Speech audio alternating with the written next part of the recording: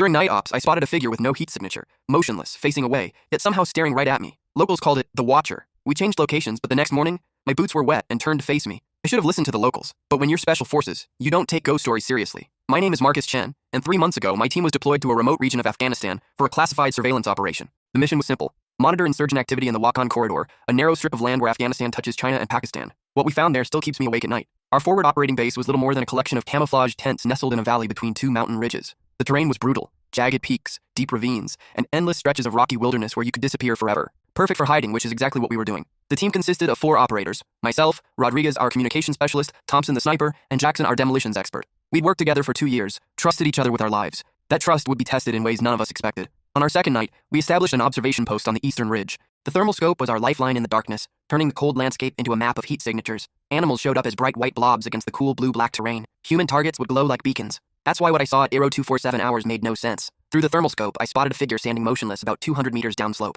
But here's the thing: it showed up as a perfect human silhouette of absolute black. No heat signature at all. Not even the faint warmth you'd expect from recently disturbed ground or reflected body heat. "Rodriguez," I whispered into my comm. "Got movement at 2 o'clock, 200 meters. I don't see anything on thermal," he responded from the base camp. I adjusted the scope's sensitivity, cycled through different thermal modes. The figure remained, a human-shaped void in the heat spectrum. It was facing away from our position, completely still, like a statue. But somehow, I knew it was watching me. The feeling was immediate and visceral, like ice water in my veins. Every instinct screamed that those unseeable eyes were boring into me, studying me, learning me. My hands started to shake slightly, something that had never happened in 7 years of combat operations. "Thompson, switch to night vision and scan grid 347, I ordered. Through the green-tinted night vision scope, there was nothing. Empty mountainside, but the thermal still showed that impossible silhouette. "Negative contact on night vision," Thompson reported. I watched for another 10 minutes. The figure never moved, never shifted weight, never showed any signs of life. Then, between one blink and the next, it was gone. Not walking away, not ducking behind cover, simply absent, as if it had never been there at all. The next morning, I mentioned the sighting during our briefing. Jackson laughed it off as equipment malfunction or fatigue hallucinations.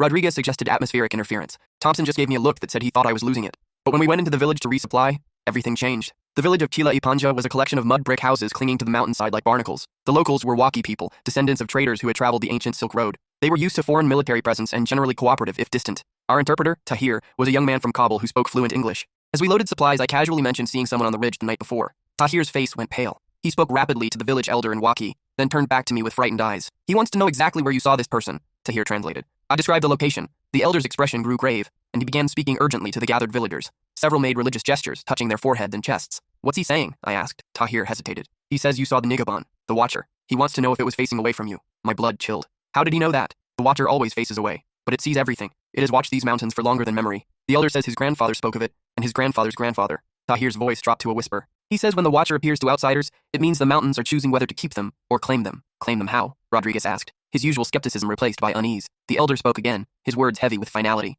As he talked, other villagers began to gather, their faces etched with concern and ancient fear. "He says some who see the Watcher are found weeks later, sitting on mountain peaks, facing away from the world, perfectly preserved by the cold. They become part of the watching. Others simply disappear, leaving only their boots, always pointing toward the last place they saw the Watcher." An old woman stepped forward, clutching prayer beads. She spoke rapidly, and Tahir translated reluctantly. Her brother was a trader who saw the Watcher 40 years ago. They found him 3 days later on a distant peak, frozen solid. When they tried to move him, his body crumbled like sand. Another villager spoke urgently about Russian soldiers in 1987. 5 went missing. Search teams found only equipment scattered across peaks and boots pointing in different directions. The elder raised his hand for silence, then fixed me with eyes that seemed to hold centuries of accumulated wisdom and warning. "He wants to perform a protection ritual," Tahir translated. "Burning juniper and reciting old prayers. He says the Watcher has already marked your team, but perhaps the mountains can be convinced to let you pass safely." Thompson scoffed. "We don't have time for—" "We have time," I interrupted, surprising myself. Something in the villagers' faces, the genuine terror mixed with desperate hope, convinced me this wasn't just superstition. The ritual was simple, but profound. The elder burned juniper branches, filling the air with sharp smoke. He chanted an ancient Waki, anointed us with ash and glacier water, and placed meteoric stones in our pockets. "Iron from the sky," Tahir explained. "He says it confuses the Watcher's sight." Jackson scoffed, but I noticed he wasn't laughing anymore. That night, we moved our observation post to the western ridge, hoping a change of position would help us avoid whatever atmospheric phenomenon or equipment malfunction had caused the previous night's incident. We set up the thermal scope and began our watch. The night was clear and bitterly cold, with stars so bright they seemed close enough to touch. Everything was normal until 0238 hours. There it was again. This time, the figure stood on the opposite ridge, the exact spot where our observation post had been the night before. Same impossible absence of heat signature, same motionless posture, same terrifying certainty that it was somehow observing us despite facing away. "Everyone seeing this?" I asked quietly. "Thermal contact confirmed," Rodriguez whispered. "No heat signature, just like you described." Thompson was scanning with night vision. Still nothing on NVGs. "Infrared laser?" Jackson suggested. I aimed our infrared designator at the figure. The beam passed right through where it should have been, hitting the rocks behind it. Whatever we were looking at, it wasn't solid matter. at least not matter that interacted with infrared light. We watched for hours. The figure never moved. As dawn approached, it faded away like morning mist, leaving us staring at empty mountainside and questioning our sanity. When we returned to base camp, exhaustion weighed on us like a physical burden. I collapsed into my sleeping bag and fell into deep, dreamless sleep. I woke to Rodriguez shaking my shoulder. "Chen, you need to see this." Outside my tent, my combat boots sat precisely aligned, toes pointing toward the eastern ridge where the figure had first appeared. They were soaking wet, though the night had been dry and my feet had been completely dry when I'd removed them. "This some kind of joke?" I asked, though I already knew it wasn't. "Found them like this 20 minutes ago," Rodriguez said. "All our boots are the same way, wet and pointing east." I looked around the camp. 4 pairs of boots, all perfectly aligned, all pointing in the exact same direction like compass needles drawn to magnetic north. Water dripped from the leather, forming small puddles in the dry earth. Thompson knelt beside his boots, examining them closely. "This isn't just water," he said quietly. "It's ice cold. And look at this." He pointed to the soles. Embedded in the treads were small stones and bits of vegetation I didn't recognize. Mountain flora that grew only at high altitudes, far above our current position. "These boots walked somewhere last night," Thompson said. "Somewhere we've never been." The implications hit us all at once. Either someone had stolen our boots, hiked to a remote mountain location, and returned them, all without waking 4 highly trained soldiers, or something impossible had happened. Jackson, always the pragmatist, proposed a security watch. "From now on, someone stays awake all night. We take shifts, keep eyes on the camp." It seemed reasonable. It was what we were trained to do. But part of me wondered if the watcher cared about our precautions. That evening, I took first watch from 2,000 to 0,000 hours. Rodriguez had second watch until 0400. Then Thompson would take us to dawn. Jackson would sleep through, taking the next day's first watch. The night passed quietly. I saw nothing unusual through the thermal scope, no impossible figures on distant ridges. When Rodriguez took over, I fell into my sleeping bag with relief. I woke to screaming. Thompson was standing in the center of camp, pointing at the eastern ridge. In the pre-dawn light, we could see a figure silhouetted against the sky. Not the heat signature void we'd observed through thermals, but an actual visible person standing motionless on the rocky outcrop. "It's been there for an hour," Rodriguez said, his voice shaking. "Just standing there. I've been watching through the scope, and it hasn't moved once. Not even to breathe." Through binoculars, the figure appeared to be wearing dark clothing, possibly military fatigues. It was too distant to make out facial features, but the posture was unmistakably human, and it was facing away from us, exactly as the villagers had described. "Range?" I asked. 400 meters, Thompson replied. "Easy shot." We all considered it. In any normal situation, an unknown figure observing our position would be engaged immediately. But this felt different. This felt like a test. Negative, I decided. We observe and report. For 3 hours we watched the figure. It never moved, never shifted position, never showed any signs of life. The sun rose behind it, and for a moment, the figure was perfectly silhouetted against the golden dawn sky. Then it was gone. Not walking away, not ducking behind cover. One moment it was there, the next moment the ridge was empty. Our boots were wet again, but this time, they pointed in different directions. Mine toward the eastern ridge, Rodriguez's toward the north, Thompson's toward the village, and Jackson's toward the southern approach to the valley. It's separating us, I realized, giving each of us a different direction to go. "That's insane," Jackson protested. "Boots don't give directions. We're letting local superstitions mess with our heads." But even as he said it, I could see the doubt in his eyes. The wet boots, the impossible thermal signatures, the figure that appeared and disappeared like smoke. None of it fit into any rational framework. That afternoon, I made a decision that would haunt me forever. I decided to follow my boots' direction. "I'm going up to that ridge," I announced. "Solo recon. If the Watcher wants something from me specifically, I need to find out what." The team protested, but I pulled rank. As team leader, the decision was mine. I equipped myself with full gear, extra batteries for the thermal scope, and enough supplies for a 24-hour mission. The climb to the eastern ridge took 3 hours. The terrain was treacherous, with loose scree and hidden crevasses that could swallow a man whole. As I climbed, I felt eyes on me constantly, though I never saw anything when I turned around. I reached the spot where the figure had stood that morning. The ground showed no signs of disturbance, no footprints or evidence that anyone had ever been there.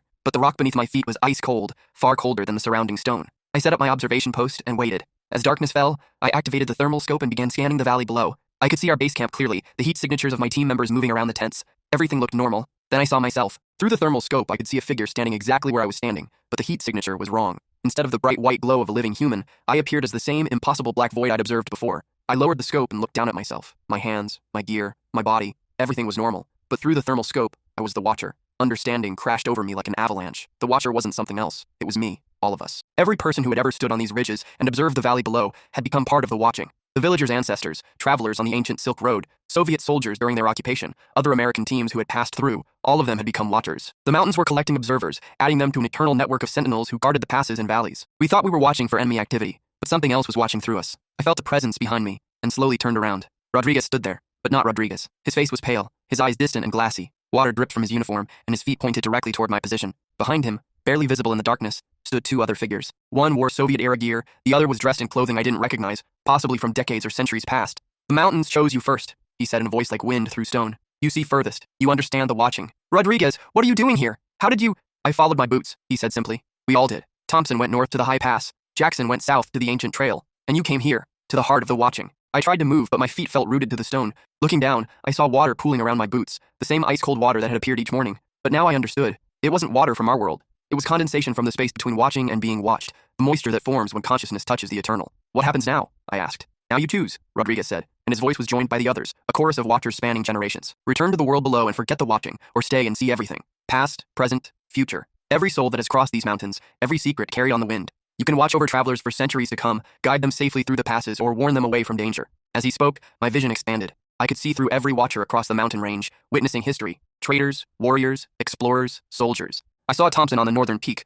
snow accumulating on his shoulders. Jackson guarded the southern approach, but with expanded sight came the weight of eternal responsibility, watching without acting, knowing without changing events. The watchers observed and warned through dreams but couldn't intervene directly. I thought of my team, my life outside these mountains, the world I'd sworn to protect. But I also felt the pull of the watching, the seductive promise of eternal vigilance, of seeing all and knowing all. And if I choose to leave, then you'll remember this as a strange dream, a hallucination brought on by altitude and stress. Your boots will be dry in the morning. The thermal anomalies will be dismissed as equipment failure. The villagers' stories will seem like quaint folklore. Rodriguez stepped closer, and I could see ice crystals forming in his breath. But the mountains will remember you. They'll call to you in quiet moments, in dreams, in the space between sleeping and waking. And when your time in the world below is finished, when your earthly watching is done, you'll return. I looked out over the valley, seeing it now through different eyes. I could perceive the layers of time, the countless travelers who had passed this way, the hidden paths and ancient secrets. I could see other watchers on distant peaks, silent guardians maintaining their eternal vigil across the vast expanse of the Hindu Kush. Part of me wanted to stay. The knowledge was intoxicating, the sense of purpose overwhelming. To know the true history of these mountains, to understand the patterns that shaped human passage through this harsh landscape, to become part of something far greater than any individual mission or career.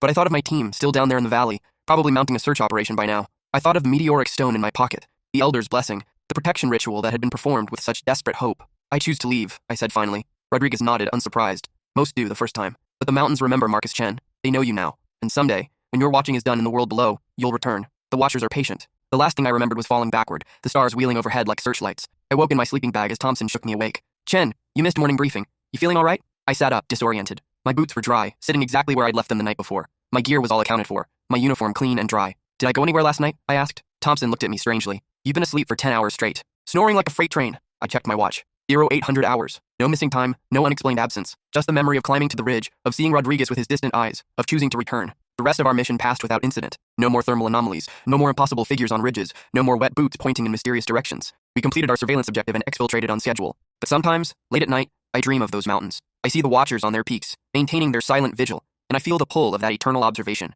I know that someday, when my time comes, I'll return to take my place among them. And sometimes, just sometimes when I'm using thermal equipment on other operations, I catch glimpses of figures that shouldn't be there. Always facing away, always watching, always waiting for the right soul to join their endless patrol. The locals were right about one thing. The mountains do choose whether to keep you or claim you. I think they're still deciding about me. 3 months later, I received a letter with no return address. Inside was a single photograph, the eastern ridge where I'd made my choice, taken from our base camp position. In the distance, barely visible against the rocks, stood a solitary figure facing away from the camera. On the back, someone had written in familiar handwriting, "The watching continues. R." Rodriguez had been reported missing 2 weeks after our mission ended, during a routine patrol in a different province. They never found his body. The official report listed him as KIA, probable IED explosion. I attended the memorial service and said nothing, but I know where he is. He's watching over travelers, keeping eternal vigil. The strange thing is, other incidents started happening. Thompson was deployed to the Caucasus Mountains and reported similar thermal anomalies. He was found 3 days later, sitting on a Georgian peak, perfectly preserved. Jackson made it 6 months before disappearing during Colorado training. Search teams found his gear scattered across different peaks. I've tried to warn other teams, but who would believe me? I've written reports that were filed away as stress reactions and combat fatigue.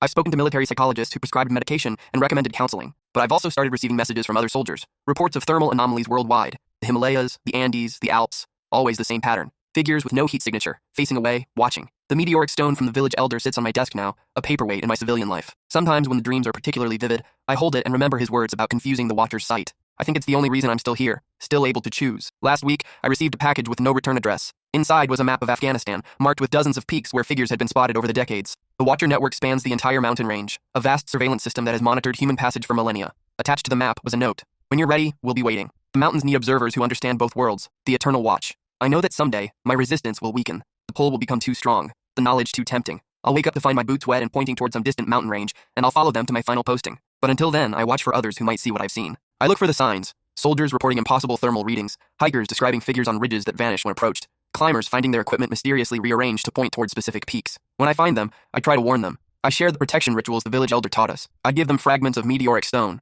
Sometimes it works, sometimes it doesn't. The watchers are patient, but they're also persistent. They understand that every observer eventually comes home to the mountains, where the watching began and where it will continue long after the last human has drawn breath. I've started having a recurring dream where I'm climbing the eastern ridge again, but this time I'm not alone. Behind me walk all the others who have seen the watchers and chosen to return to the world below. We're all climbing toward the same summit, our boots making no sound on the stone, water dripping from our uniforms. At the peak, the watchers wait. Not just Rodriguez and Thompson and Jackson, but thousands of observers spanning centuries of human passage through the high places of the world. They stand in perfect formation, all facing away from the approaching dawn, all seeing everything. In the dream, I always stop just short of joining them. I always wake up before making that final choice. But each time, the summit gets a little closer. The Watcher waits for us all,